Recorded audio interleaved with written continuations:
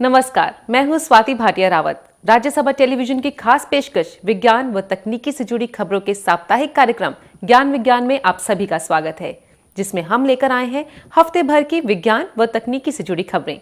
लेकिन पहले डालते हैं नजर इस हफ्ते की सुर्खियों पर। प्रसिद्ध वैज्ञानिक CNR राव हुए भारत रत्न से सम्मानित। 101वीं राष्ट्रीय विज्ञान कांग्रेस का समापन, कई गणमान्य लोगों ने की शिरकत। भारत और नीदरलैंड मिलकर करेंगे शोध, मिल सकती है दिल और दिमाग से जुड़ी बीमारियों से निजात। मंत्रिमंडल की आर्थिक मामलों की समिति ने दी राष्ट्रीय कृषि विस्तार एवं प्रौद्योगिकी मिशन को मंजूरी। ऑस्ट्रेलिया और भारत मिलकर हिंद महासागर में भेजेंगे शोध के लिए एक तैरने वाला रोबोट। और खोज खबर में जानेंगे जानलेवा बीमारी कैंसर के बारे में।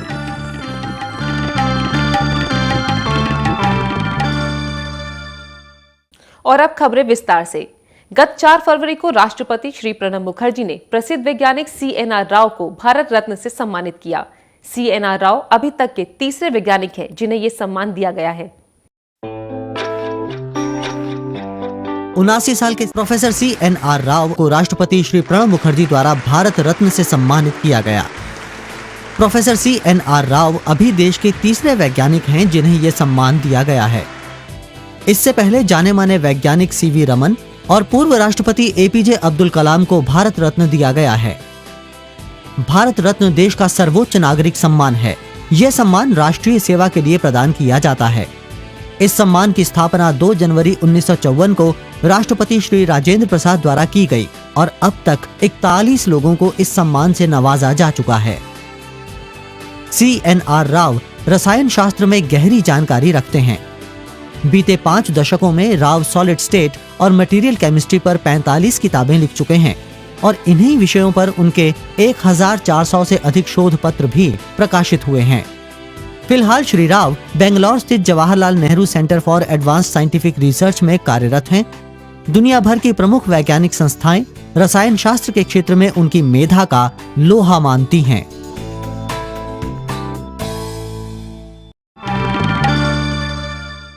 एक 101वीं भारतीय राष्ट्रीय विज्ञान कांग्रेस का आयोजन इस बार जम्मू में किया गया, जिसका उद्घाटन प्रधानमंत्री डॉक्टर मनमोहन सिंह ने किया। 3 से 7 फरवरी तक आयोजित इस कार्यक्रम का मुख्य मुद्दा विकास के लिए विज्ञान और प्रौद्योगिकी के क्षेत्र में नई खोज रही। 5 दिनों तक चले इस आयोजन में देश विदेश से आए हजारों वैज्ञानिक, शोधकर्ता और छात्र शामिल हुए। राष्ट्रीय विज्ञान कांग्रेस का 101वां अधिवेशन शुक्रवार को जम्मू में संपन्न हुआ। 3 से 7 फरवरी तक चले इस अधिवेशन सत्र में प्रधानमंत्री ने भारतीय वैज्ञानिकों द्वारा किए जा रहे कार्यों की सराहना की। उन्होंने इसरो, पृथ्वी विज्ञान तथा भारतीय परमाणु कार्यक्रम में किए जा रहे कार्यों की तारीफ की। साथ ही बताया कि दूसरे चरण का कलपक्कम स्थित फास्ट ब्रीडर रिएक्टर इस वर्ष पूरा हो जाएगा और वो दिन विज्ञान एवं प्रौद्योगिकी के इतिहास में सुनहरे अक्षरों में लिखा जाएगा। उन्होंने तमिलनाडु में प्रस्तावित न्यूट्रिनो आधारित वेधशाला तथा national mission on high performance computing की स्थापना की घोषणा भी की। उन्होंने आम लोगों को वैज्ञानिक दृष्टिकोण अपनाने पर जोर दिया और एक ऐसा वैज्ञानिक माहौल बनाने पर बल दिया ताकि देश महान वैज्ञानिकों को पैदा कर सके।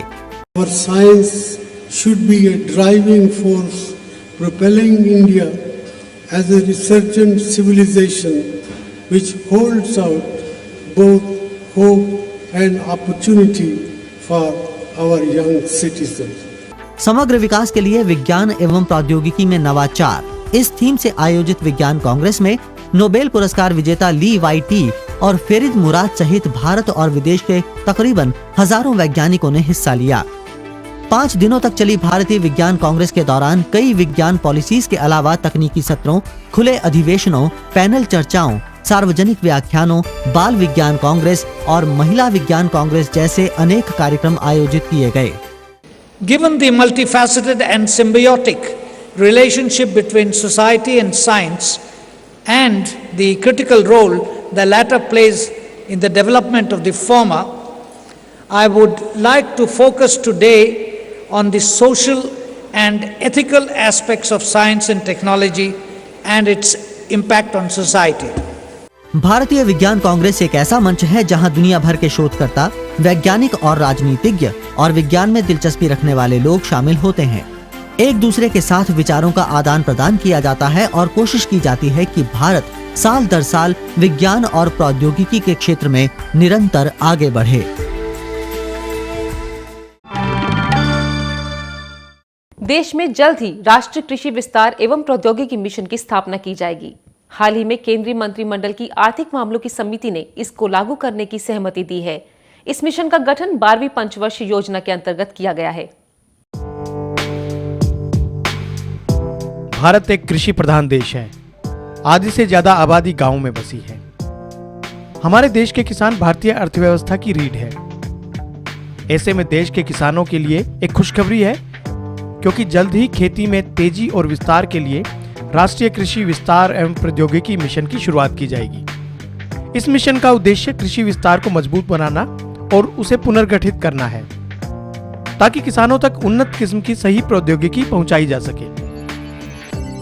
हाल ही में केंद्रीय मंत्रिमंडल की आर्थिक मामलों की समिति ने राष्ट्रीय कृषि विस्तार एवं प्रौद्योगिकी मिशन की स्थापना की सहमति दी है। इस मिशन का गठन 12वीं पंचवर्षीय योजना के अंतर्गत किया जाएगा। राष्ट्रीय कृषि विस्तार एवं प्रौद्योगिकी मिशन को 4 हिस्सों में बांटा गया है: कृषि विस्तार, बीज और पौध सामग्री, कृषि मशीनीकरण, पौध संरक्षण और पौध संग्रोध।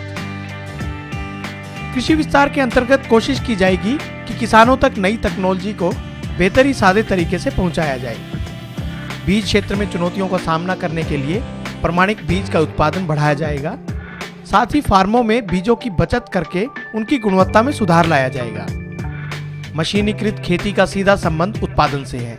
इस तरह की खेती का फायदा ये है कि किसानों को मेहनत भी कम करनी पड़ेगी और उनका उत्पादन भी बढ़ेगा। खेती में पौध संरक्षण भी बहुत अहम भूमिका निभाता है। इसके लिए कीटनाशकों और पौध संरक्षण पर जोर दिया जाएगा। हर साल सैकड़ों क्विंटल फसल कभी मौसम की मार से तो कभी कीटों के प्रकोप से बर्बाद हो जाती है। उम्मीद है कि आर्थिक मामलों पर मंत्रिमंडल समिति के इस कदम से किसानों को राहत तो मिलेगी ही, साथ ही फसलों का उत्पादन भी बढ़ेगा।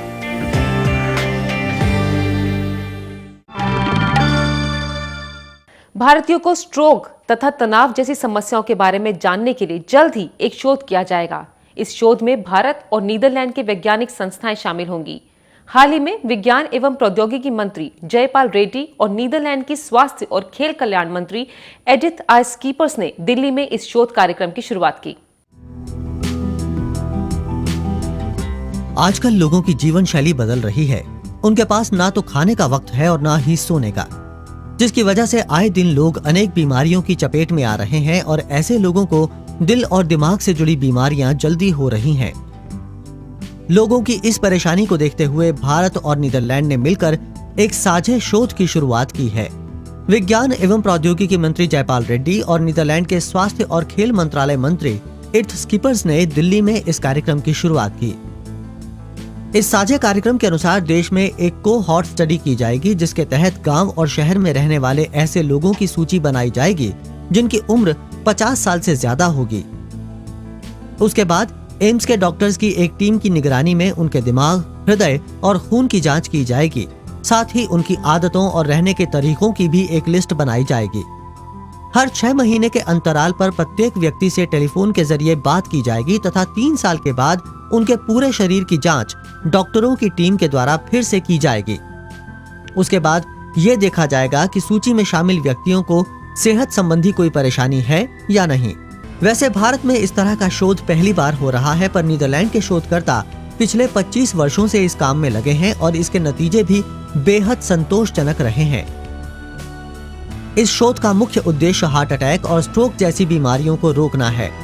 भारत और नीदरलैंड के इस साझा कदम से उम्मीद है कि लोग अपने स्वास्थ्य के प्रति जागरूक होंगे और बचाव ही इलाज है की तर्ज पर किसी बीमारी की चपेट में आने से पहले ही खुद का बचाव कर सकेंगे।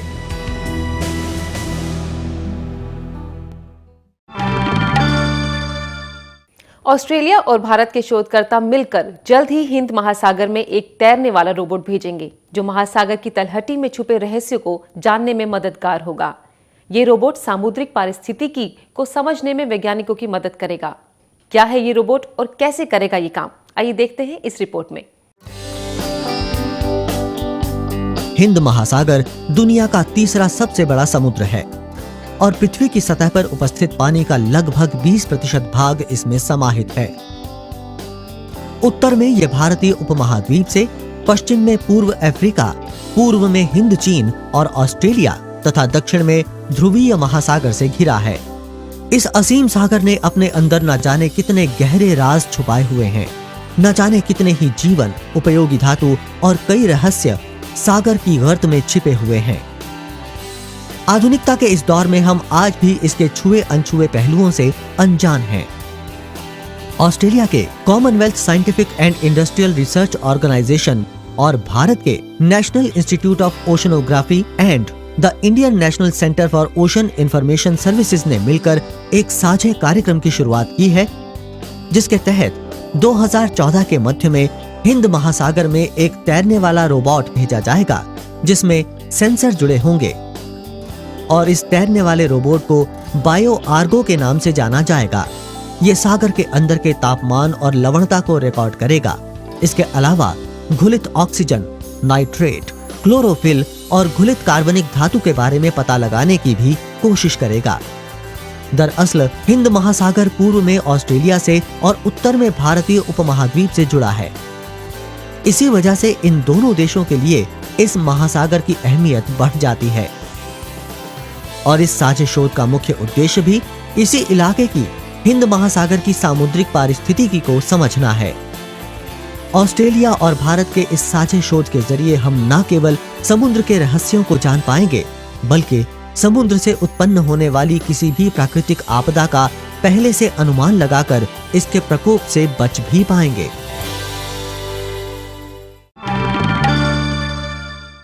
अभी वक्त है एक छोटे से ब्रेक का। देखते रहिए कार्यक्रम ज्ञान विज्ञान।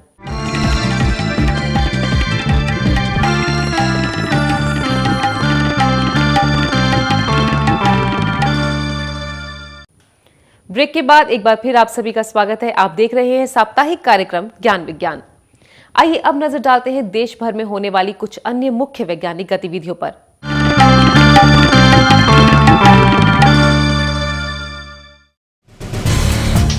केरल के वायनाड में 26वें केरल साइंस कांग्रेस का आयोजन किया गया। 4 दिनों तक चले इस आयोजन की थीम पर्यावरण में बदलाव, फसलों की खेती और केरल के मसाले रहे। इस कार्यक्रम का उद्घाटन मुख्यमंत्री श्री ओमान चंडी द्वारा किया गया। अपने भाषण में श्री चंडी ने राज्य के वैज्ञानिकों को राज्य की जरूरत के मुताबिक शोध करने को कहा। दिल्ली में 14वें दिल्ली सस्टेनेबल डेवलपमेंट समिट का आयोजन किया गया। टेरी द्वारा आयोजित इस कार्यक्रम का उद्देश्य व्यापार के क्षेत्र में भारतीय जल, ऊर्जा और खाद्य सुरक्षा को आगे बढ़ाना रहा, जिसके तहत उच्च स्तरीय संयुक्त संवाद भी हुआ, जिसमें भारतीय जल, ऊर्जा, खाद्य सुरक्षा को आगे बढ़ाने पर चर्चा की गई। विज्ञान में रुचि रखने वाले स्कूली छात्रों के लिए अच्छी खबर है। अब बच्चे अपनी पसंद के वैज्ञानिक शोध कर सकेंगे। हाल ही में दिल्ली के राष्ट्रीय विज्ञान केंद्र में नव प्रवर्तन केंद्र की शुरुआत हुई, जहां कोई भी स्कूली छात्र इस केंद्र का सदस्य बनकर विभिन्न विषयों पर शोध कर सकता है। हाल ही में केंद्रीय विज्ञान एवं प्रौद्योगिकी मंत्रालय ने एक ऐसे वेब पोर्टल की शुरुआत की है, जिसके द्वारा किसी भी शोध एवं विकास के लिए आवेदन तथा प्रस्ताव ऑनलाइन भेजे जा सकेंगे। साथ ही शोध से जुड़ा कोई भी सुझाव शोधकर्ता और अधिकारी उसी माध्यम के जरिए आसानी से दे सकेंगे। बेंगलोर में चल रहे 4थे राष्ट्रीय विज्ञान चलचित्र मेले का समापन हुआ, जहां जाने माने Tamil film actor M Nasser ने सर्वश्रेष्ठ विज्ञान फिल्मों को पुरस्कृत किया। The quantum, stem cell, Delhi safari और प्रिज्म को गोल्ड बीवर अवार्ड से नवाजा गया।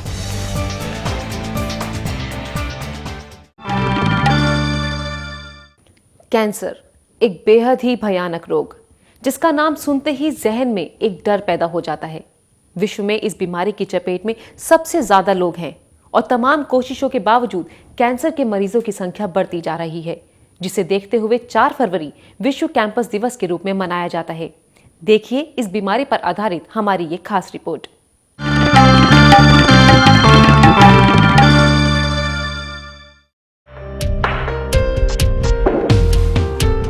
बीमारियां हमारे हंसते मुस्कुराते जीवन में ग्रहण लगा देती हैं। ऐसी ही एक बीमारी है कैंसर। कैंसर से प्रतिवर्ष पूरे विश्व में तकरीबन 76 लाख लोग दम तोड़ देते हैं। हर वर्ष कैंसर तकरीबन 1 करोड़ 30 लाख नए लोगों को अपनी चपेट में ले लेता है। प्रतिवर्ष मरने वाले लोगों में कैंसर से मरने वालों की संख्या 13% है।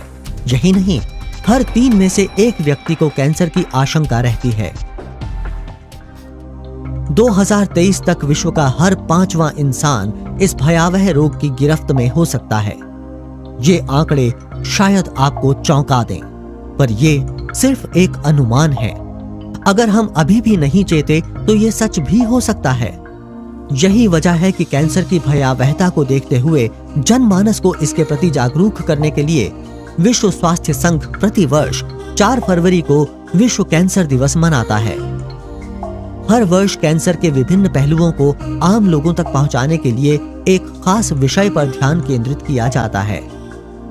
यह विषय है डिबंक द मिथ्स, यानी कैंसर को लेकर लोगों के मन में जो गलत अवधारणाएं हैं उन्हें खत्म करना। विश्व कैंसर दिवस, इसकी शुरुआत वर्ष 2005 में विश्व स्वास्थ्य संगठन द्वारा की गई। 4 फरवरी का दिन पूरी दुनिया में विश्व कैंसर दिवस के रूप में मनाया जाता है। इस दिन को खास बनाने की सिर्फ एक वजह है, इस बीमारी के बारे में लोगों को जागरूक करना और इससे होने वाले नुकसान से लोगों को रूबरू कराना, ताकि लोग इस रोग की चपेट में आने से बच सकें। आखिर कैंसर क्या है? शरीर में कोशिकाओं के समूह में अनियंत्रित वृद्धि को कैंसर कहते हैं। जब ये कोशिकाएं टिश्यू को प्रभावित करती हैं, फिर ये रोग धीरे धीरे पूरे शरीर में फैल जाता है। कैंसर किसी भी उम्र में किसी को भी हो सकता है। अगर सही समय पर इसका पता चल जाए तो इसका इलाज भी संभव है। कैंसर शरीर के किसी भी हिस्से में हो सकता है, या यूं कहें कि 100 से भी अधिक प्रकार का कैंसर पाया जाता है, जैसे cervical cancer, brain cancer, bone cancer, pancreas cancer, prostate cancer, स्तन कैंसर, गर्भाशय cancer, kidney cancer, lung cancer, bladder cancer, गले का कैंसर, मुंह का कैंसर इत्यादि। अगर इसके कारण की बात की जाए तो ये अभी तक बहुत साफ नहीं हो पाया है।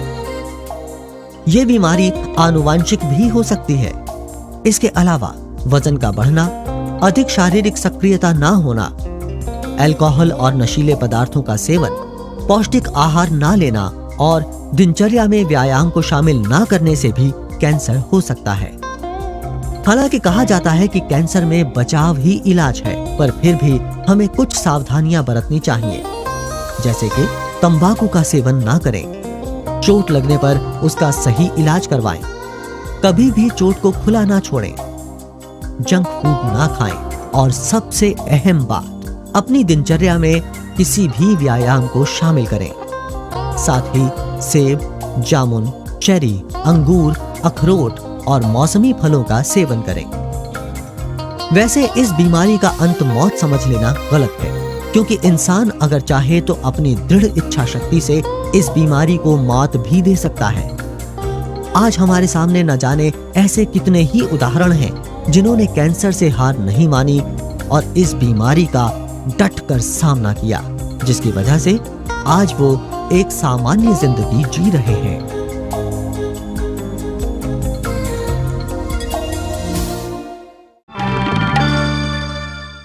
और क्या है इस सप्ताह के इतिहास में विज्ञान का योगदान, जानेंगे अपने सेगमेंट इतिहास के पन्नों से।